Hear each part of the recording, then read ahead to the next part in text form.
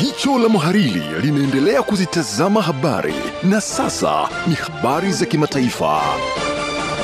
Kwa kuanza kuangazia yaliyojiri katika rubaa za kimataifa, tuanzie huko Israel. Waziri Mkuu wa Israeli Benjamin Netanyahu anatarajia kutetea hoja yake ya kumaliza kazi aliyoianza kwenye ukanda wa Gaza wakati atakapokutana na Rais wa Marekani Donald Trump Jumatatu ya leo.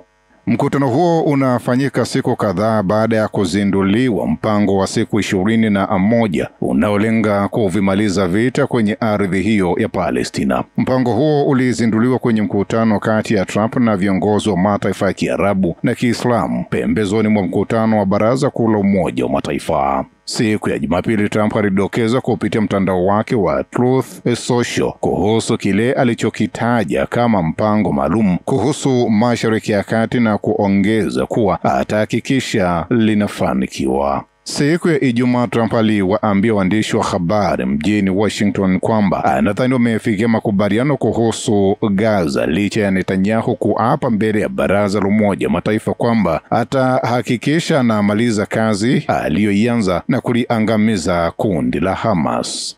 Rais wa Iran Masoud Pezeshkian amesema kuwa kamwe hataingia makubaliano yoyote yanayoweza kusababisha matatizo mapya wakati taifa hilo likirejesha vikwazo vya Umoja wa Mataifa. Kulingana na shirika la habari la Iran la ISNA, Pezeshkian amesema jana Jumapili kwamba Iran kamwe haitakubali mazungumzo ya aina yoyote kwa kuwa wakati wote ilionyesha utayari wa mazungumzo yenye mantiki, haki na usawa kwa kuzingatia vigezo vilivyo wazi. Irani imelaani urejeshwaji huo iliyosema usio halali baada ya kuvunjika kwa mazungumzo na mataifa ya Magharibi na mashambulizi ya Israeli na Marekani dhidi yake, na kuongeza kuwa hauna msingi wa kisheria wala kisiasa. Vikwazo hivyo vinapiga marufuku shughuli zinazohusiana na mpango wa nyuklia na makombora ya masafa marefu. Hatua hiyo ilianza usiku wa kuamkia Jumapili baada ya mataifa ya Magharibi kuanzisha kile kinachojulikana kama Snapback Mechanism chini ya makubaliano ya nyuklia ya mwaka 2015. Na kwingineko, chama cha Moldova na kinachounga mkono Umoja wa Ulaya kinaongoza kwenye uchaguzi wa bunge, hii ikiwa ni kulingana na kura ambazo tayari zimehesabiwa hadi mapema siku ya Jumatatu hii leo.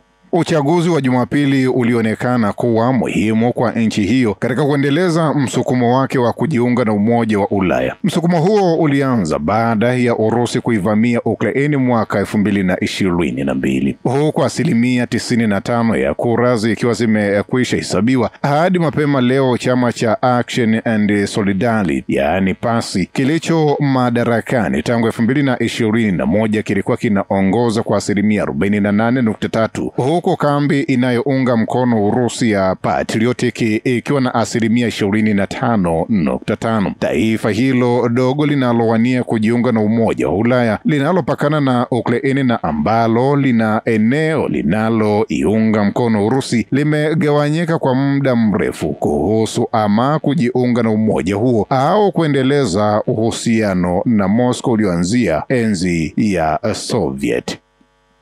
Na kwa kuhitimisha yaliyojiri katika rubaa za kimataifa, tuhitimishe huko Ukraine. Msemaji mkuu wa ikulu ya Kremlin Dmitry Peskov amesema Kiev haijawahi kuonyesha nia ya kurejea kwenye mazungumzo kati ya Urusi na wajumbe wa taifa hilo. Peskov amesema hayo katika mahojiano na shirika la habari la serikali la Urusi RIA yaliyochapishwa siku ya Jumatatu hii leo. Peskov amesema hayo alipoulizwa ikiwa kuna uwezekano wa kurejesha kwenye mazungumzo na wajumbe wa Ukraini, na kuongeza kuwa hadi sasa hakuna dalili yoyote ya msingi kutoka kwa Kiev. Aidha, mjini Moscow taarifa zimesema kuwa mji wa Belgorod umejikuta gizani baada ya umeme kukatika kufuatia shambulizi lililofanywa na Ukraine, hiki kikiwa kisa cha kwanza kikubwa tangu kuanza kwa vita kati ya Urusi na Ukraine. Na haya ndiyo yaliyojiri katika rubaa za kimataifa siku hii ya leo. Jina langu ni Fredrick Mbaruku.